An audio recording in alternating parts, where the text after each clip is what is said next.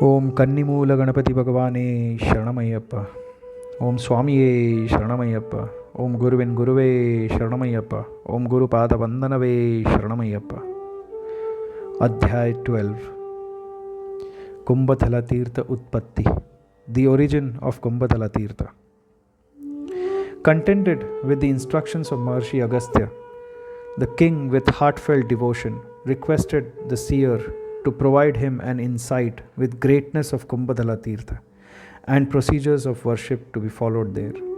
Agastya said, O protector of the earth, in the golden temple of Pannamalabedu, constructed by Devas and Rishis, which is beyond the reach of human mind and speech, ceremonial ablution is performed to Sri Bhutanatha daily by Devas with the waters of Akasha Ganga. The spot where the Abhisheka Tirtha flows into is known as Kumbhathala. When that spot became full of Abhisheka Tirtha, it started to flow as small rivulet. This is at present known as Kumbhalatodu, in which the pilgrims bathe. I will now narrate the history of that Kumbhathala Tirtha. Formerly, there lived a wealthy Brahmana named Vijaya in the Pandya country. By the Lord's grace, his prosperity increased day by day. Unfortunately, he was childless, dejected over the fact that he did not even have a single child to perform his final rites. He spent his wealth on charity. One evening, a sannyasi came to that Brahmana's house. Vijaya welcomed him and offered him warm hospitality. Delighted by his reception, the sannyasi said to Vijaya, O best of Brahmanas, I am aware that you are unhappy due to a lack of progeny. I will suggest a solution. By worshipping Lord Taraka Brahman, who is the unified form of Brahma, Vishnu, Shiva, and the powers of other devas in totality, your wish will be fulfilled. That Lord is the only medicine for the illnesses of suffering in all three worlds. Chanting the Lord's mantra, begin your journey towards the west direction. You will come across many wild forests and mountains. Do not be afraid. Cross them over with a firm, fearless state of mind. You will then reach the sacred Pampa river.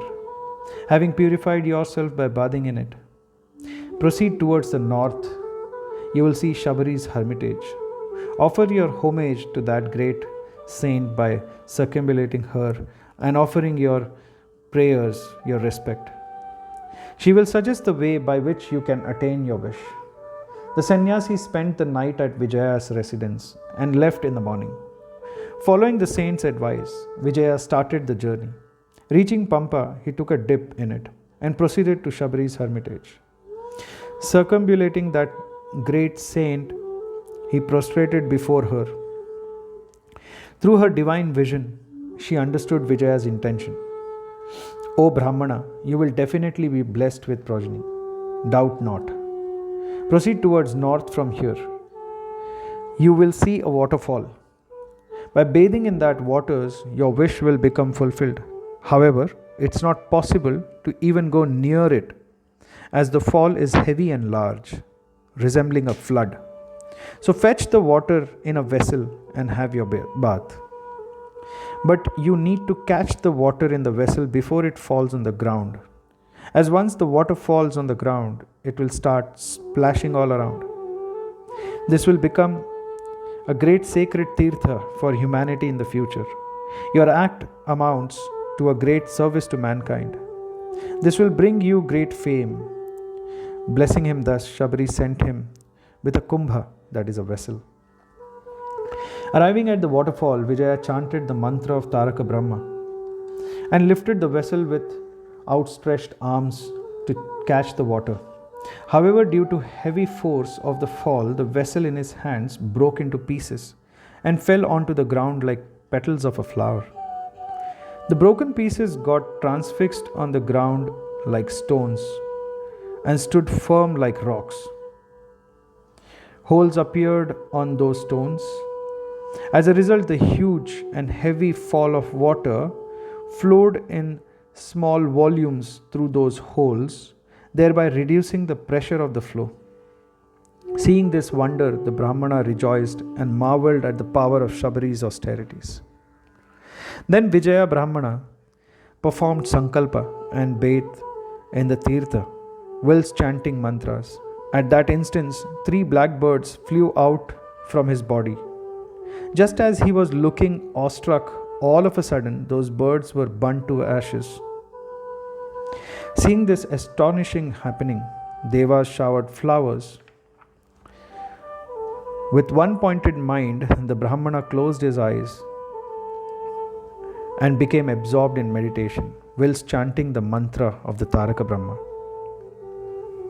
When he opened his eyes after some time, he saw a boy with wonderful beauty and delicate body and extreme brilliance standing before him. Beholding the handsomeness and brilliance of that boy, his radiant countenance fulfilled with compassion.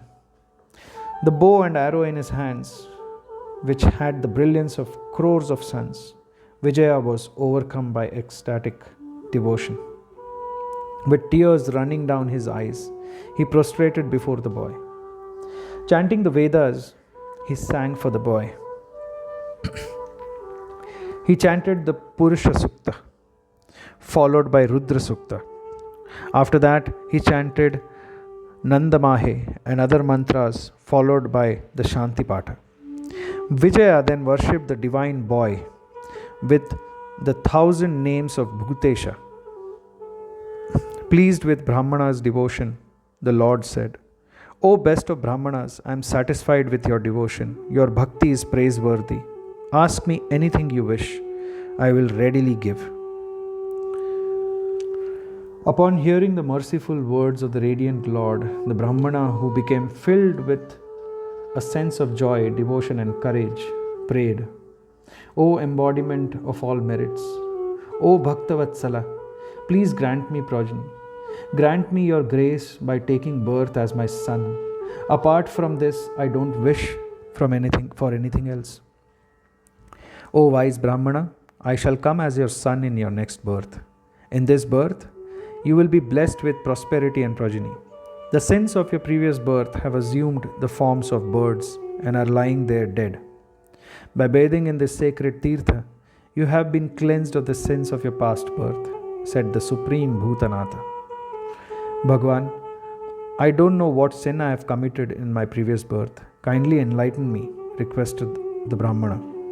The sins of your previous birth were the product of deception and betrayal of trust, making false allegations against an innocent person due to jealousy, stealing, drinking wine, ruining another's life, and torturing a living being without reason are all grave sins. But the greatest of all sins is a betrayal of trust. That sin can never be eliminated by taking even hundreds of births. However, as a result of worshipping my devotee Shabari's feet and her prayers for you, as well the merit of bathing in this Tirtha, all your sins have been destroyed. Nevertheless, for me to be your son, you have to take one more birth. In that birth, I will come as your son. I am a Dasa to my devotees. Hence, in that birth, I will be your servant. In that birth, I will give you a sermon about Nirguna Brahman, Brahman without attributes. You will then attain Nirguna Brahman and be freed from the cycles of births and deaths. This Tirtha, which came into being through you, will be renowned Kumbhathala Tirtha. As long as this Tirtha exists, your name will remain in this world. At the end of 32,000 years after the birth of Kali age, that is Kali Yuga, the earth will be filled with evil and barbarous people. In this manner, after 4 lakh years, Kali Yuga will come to an end. At that time, I will incarnate as Kalki to destroy evil and establish Dharma. After that, the Krita age will begin once again. As per my order, Brahma will begin creation. This will be followed by the Treta Yuga, Dwapara Yuga, Kali Yuga. At the end of eon, everything will be destroyed. Thus, this cycle of yugas will keep on repeating again and again. The last of the yugas is Kali Yuga.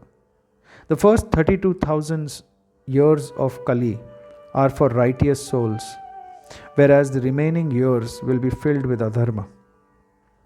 It will be full of lies, deception, and negativity.